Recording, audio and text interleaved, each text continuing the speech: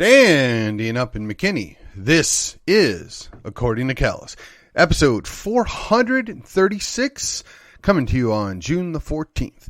We are nearly halfway through the month of June. My word, where has the year gone? But yes, here we are.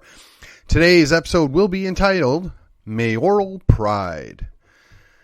All right, before we get into the crux of the situation, let me remind you the best way you can help me get the word out, build the audience, get the stuff moving in the right direction is you can like, share, and subscribe to this program. And if you're feeling particularly motivated, you can go to the great lengths of rating and reviewing the show. That's right. You can go to any of the podcast catchers and you can rate and review the show for me. Do me a solid there. Let's get it done, ladies and gentlemen. Here we go on with the show.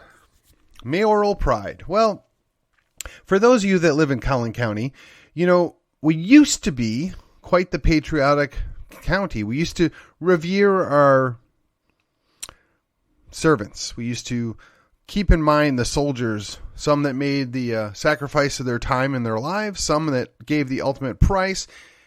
And quite frankly, we had some common decency and love for each other. As time has gone on, for various reasons, there's been some tension building, right? And honestly, I want to say a good amount of this is a reaction to the left crazy, right? So the left crazy keeps moving that line further and further over. You know, first it was the acceptance of, well, you don't have to get married. Then it was the acceptance of, well, you know, they have unwanted children, we're going to kill them. Oh, wait, that one didn't work out so well for them. Oh, sorry. Yeah, okay. So then we're going to pivot and we're going to say, two dudes want to play house? Fine. Two chicks want to play house? Fine. That's all okay. Nothing to see here. Love is love. And then that wasn't enough. Nope. Now we're going to start pretending that guys are girls and girls can be guys. Don't know how we pull that off because you can't change the chromosomes, but apparently you can pretend. And then if you don't go along with the mental illness, you're called a hater. You're called all the names under the book because you refuse to acknowledge that somebody's mental illness should be justified and praised. Enter ESG. So ESG has made their mark known. Every year that goes by, each company that holds out gets pushed further and further away from the acceptable audience, the investment money, the donor dollars, whatever you want to call it. And they all have to fly the pride flag. Well, I don't know about you all, but I'm not really sure why we're having pride and perversion, why we're going to praise people that deviate from normal behavior. Now, look, I'm not a big fan of the idea of taking people out and stoning them because, well, they want to do sinful behavior. As long as they're not hurting somebody else directly, that's between them, God, and whatever else that gets involved in the middle of that situation. But here's the thing. When you start lopping off normally functioning body parts, or perhaps not normally functioning body parts, but presently active working body parts, under the justification that I want to be something that I'm not, well, you know what? That's messed up. You need to see some help before you wreck your body like that. But as an adult, if you want to do that stuff, alas, it's really not my job to stop you from doing that. Again, that's between you and your maker. But doggone it, that wasn't good enough. No, we have to now go after the children. It's normalization of two dudes playing house or pretending two dudes can have a baby. Or if you want, we can praise two dudes that hire a surrogate to have their baby created. Somehow that reminds me of a film, Boys from Brazil or something, but I could be mistaken. Again, even the quote-unquote conservatives, some of them, are now protecting this as if this is some normal feature of everyday life. But again, that wasn't enough. No, we're going to now start forcibly transitioning children, as if that could really happen. Yeah, you see, if you stop puberty, you can make them infertile. And if you nip and tuck a little bit here and there. They can pretend to be a sex that they were not assigned at birth. But hey, don't worry, there's nothing to see here, good folks. This is all normal. You must affirm us. You must praise us. This perversion must be presented and affirmed. You must show us your love by praising us. I'm sorry, I can't do that. I have no ill will towards somebody that wants to do sinful behavior that doesn't directly affect me. But when you start going after children, when you start, quite frankly, partaking in child abuse and then telling me that this is all well and good, where you're wrecking your child for life because of something wrong in either your head or your child's head, the problem's you. You're the situation. You need to be addressed. So I can show love for people that have, let's call them mental issues. I can show love for people that are broken, hurt, and damaged, but I'm not going to affirm bad behavior. I'm not going to affirm sinful or damaging behavior. Not going to go there. Seems to me that the idea of pride coming before the fall has been around for a long, long time. We know about this because, that's a biblical standard, right? You're not supposed to boast. You're not supposed to be prideful. You're supposed to rest upon the Lord. And for those of you that reject the Lord, fine, but you still know that pride is a problem. Pride sets people up for false expectations of how awesome they think they are. Now, why is all this coming out? Why is this a preface? What are you getting at, Callus? That's what you're asking yourself. Well, I'm just curious. How is it that the city of Princeton, which is, 30,000 people, and my own hometown of McKinney, with a little over 210,000, I believe, at this time, why are we celebrating perversion?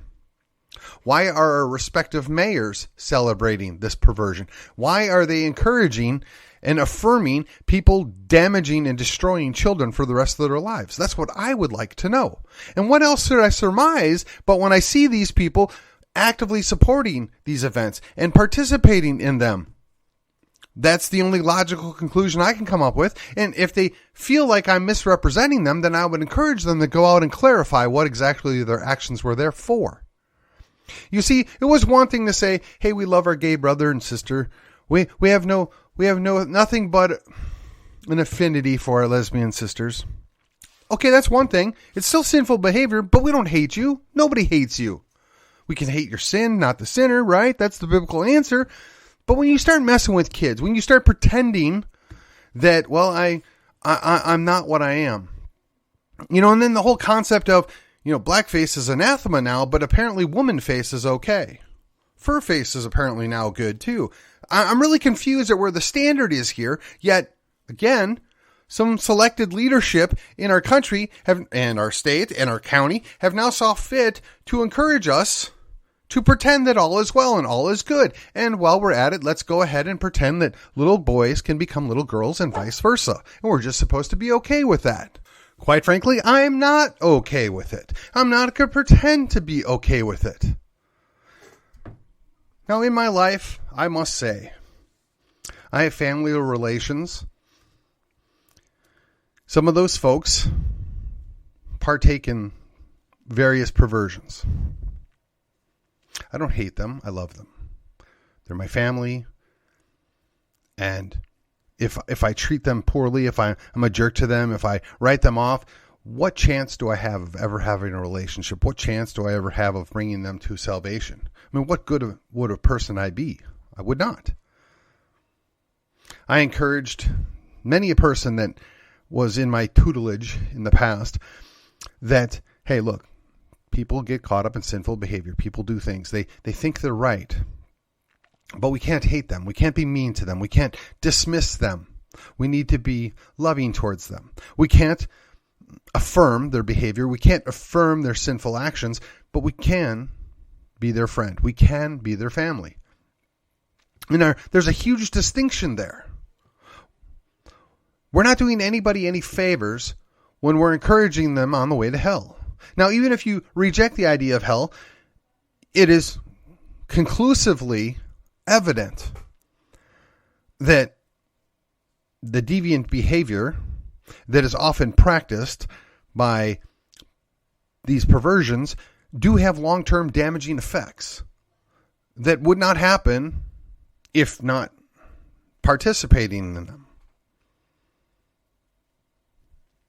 I don't make the stuff up. I don't relish the outcome. I have concern for the people that get caught up in this stuff. I really do. But I'm not going to pretend it's okay. I'm not going to pretend it's a good thing. I'm not going to pat them on the back and tell them, hey, good job. Way to show yourself. Likewise, I'm not okay with adult males dressing up as gross figurines of females and then presenting themselves in front of minor children and somehow pretending that that is normal behavior. Somehow trying to get these children to not know the difference between real and make-believe. That's one of the things that we're supposed to do as parents and I guess as grandparents is to make sure that you train up your children so that they understand right from wrong and good from evil and true and untrue. But if we mix that up and we invert it, we're not doing anybody any favors. We're putting ourselves into a situation where we have generations of people that will celebrate their own deviancy and their own destruction. So again, I got to ask myself, just what is it that a couple of local mayors thought would to be gained by celebrating this? Why would we go to such trouble to do this? What's the angle there? Now look, if a private business, if they think that it's going to help their business, I will roll my eyes. I'll choose not to go there. I'll choose to spend my money somewhere else for the month of June if that's what it takes. But when people that are allegedly the representation of the entire city come out in favor of lopping off body parts of little children or stunting them and preventing them from having puberty, I have a problem with that. It was one thing to at least pretend that adults were misbehaving amongst themselves and not hurting anybody. And, I could wrap my head around it. It was not my thing. It was disgusting. It was sinful behavior nonetheless. But we weren't involving little children in it. But that's where we've gone now. You notice the little flags changed, right? The rainbow wasn't enough. Now, they're going to argue and get down in the technical details of what every specific color means or whatever else. I don't care. I just don't.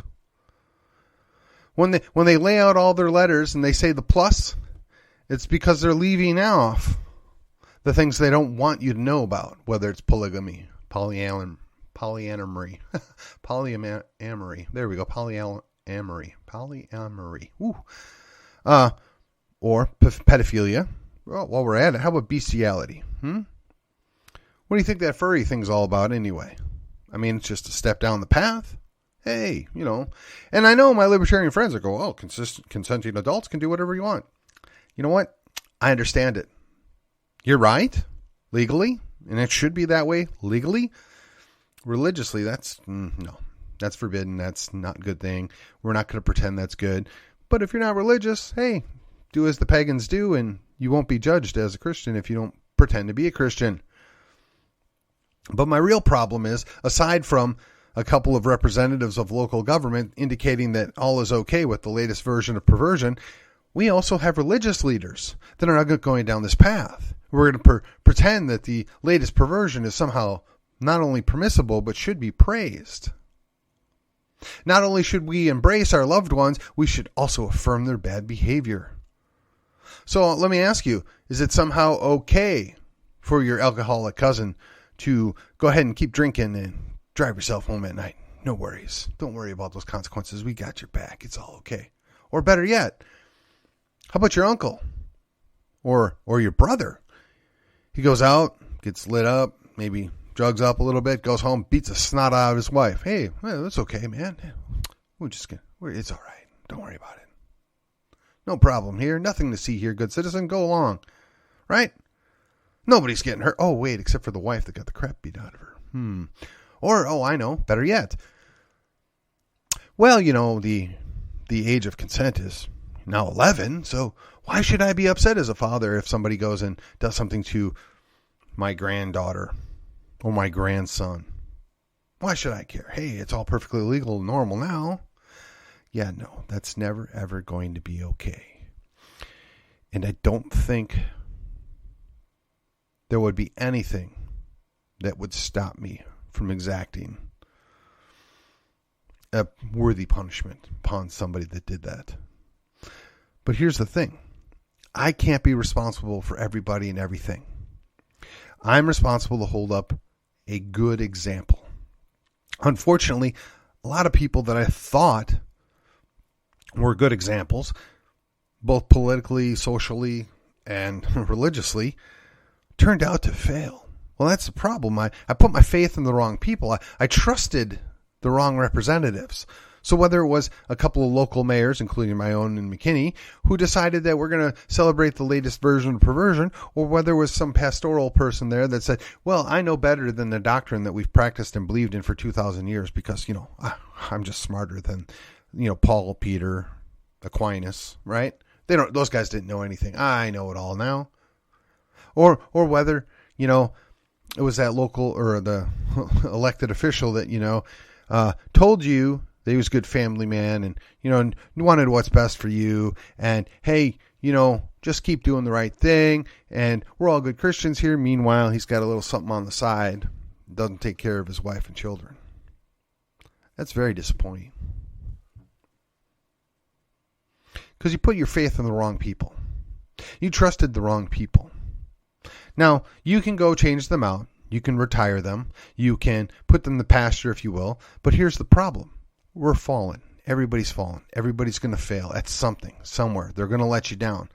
When you put your trust in somebody that's not perfect, you're going to be disappointed. It's only a matter of time.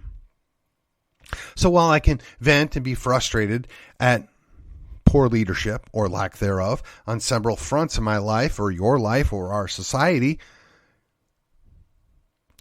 what's the worst thing that's going to happen?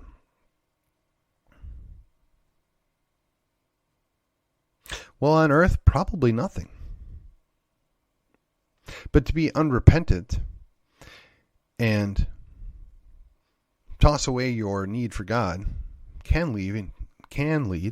will lead to eternal damnation, permanent separation from God.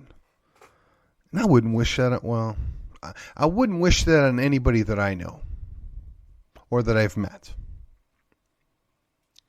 Because I think that's really a fate that is worse than death. So I'm not doing those people any favors by affirming bad behavior, by praising perversion. I am cursing them by doing that very thing. So when I look around at the local business and they're praising the latest version of perversion, they're basically admitting, one, they don't know any better, or two, they hate you. And maybe they hate themselves as well. And that's a tough spot to be in. That's nothing I would recommend, but that's the world we live in, ladies and gentlemen. We can't fix everything. We can expect better. We can request better. We can vote better people in. But again, we're all fallen. Eventually, somebody's going to mess up. And when you rest on your own pride, on the satisfaction of how great you think you are, that's the quickest way to a fall. The guy that presents himself as being the ultimate person that's most concerned about all of his constituents, and he represents everybody, and they're the best, and we love them all, and there is no wrong, and there is no right, and it's all okay. Yeah. Makes me wondering what he's doing when you're not looking. Makes me wondering what she's up to when there's nobody there to see. But again, what are you going to do? You can get mad, you can get angry, you can call names, you can counter-protest.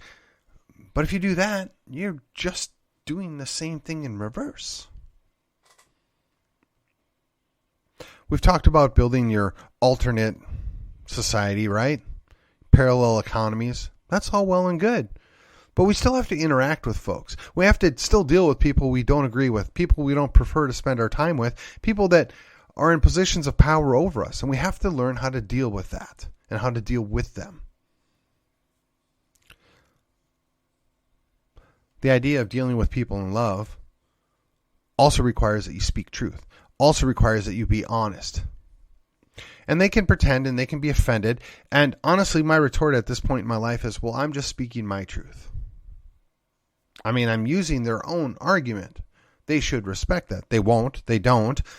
But what other thing can I tell them? Oh, that's right. It is of the objective, eternal truth. Well, yeah, they're going to reject that as well. And objectively, that's not going to work out for you once it's rejected, because the ones that weep and gnash their teeth over the idea that we might go back to some Old Testament punishment for bad behavior are the first to cast stones at you. The first people to get bent out of shape when somebody stands for righteousness are the ones that get violent. So you have to be very careful how you react, how you push back, how you're defending yourself. Now, I imagine, I've pushed a button or two tonight. I've done that on purpose. I've put people on notice. I respect moderates, legitimate moderates. They don't agree with me on things, but they actually know what they believe and they stand for what they stand for. And we will agree to disagree and we can have adult conversations. But what I don't care for are the hacks, the ones that sell themselves out for the latest thing down the road, the ones that pretend they actually care when they really don't, the ones that spend all their time virtue signaling and never, ever accomplish anything significant to do the right thing. Those that champion one piece of their, let's call it, pro-life promise, yet destroy their own personal lives along the way. The ones that pontificate on openness and acceptance and working with the other side, but yet pounce on and attack anybody that disagrees with them personally. There's no calm discussion of differing viewpoints. It's, how dare you question me? I know better than you. I'm so-and-so. Again, pride. The pride in one's accomplishment, it sets you up for a failure. The pride in attaining certain goals in life, that's great. Everybody should do that. I've met a number of mine. There's a couple more goals that are waiting out there for me to attain. But if you're going to rest on that pride, if you're going to hold it over somebody's head, if you're going to abuse your neighbor with it, I would suggest to you, you're no better.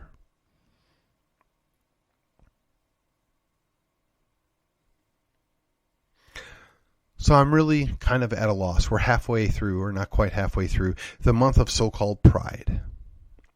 To celebrate the perversion and the spitting of God's ordered creation because we know better, because we can do what we want to do, because we have replaced God with ourselves. So you got to ask yourself, when our elected representatives, those that are supposed to work for us and represent us, celebrate the very idea of replacing God with themselves, what are they telling you? What are they telling you, the people that they're supposed to work for, the people they're supposed to represent? They're telling you that they don't care about anything, including the natural order of things. What other message should we be receiving? I ask you. Perhaps it'd be worth the effort of some of you out in this audience. I know I think I'm up to 4 listeners now. Yes, 4 listeners. I'm asking my 4 listeners out there. I know you've all been very hard at work getting me up over that 150K downloads, but look, take the time out. Call a local elected official. Call a state elected official and ask them. So tell me, what do you feel about pride? What do you think the natural order of things are? Do you love the people you serve? I mean, I think these are all fair questions. I'd be curious as to what they tell you. You don't have to tell me, but you should know for yourself. I think that's a good barometer of where we are as a society today. I think that's a fair expectation that they should be able to answer those basic questions. But we shall see. It is a Wednesday. I thank you for joining me. It was a hump day, and we will be back on Thursday with something new and exciting, I'm sure. Until then, I will see you on the other side.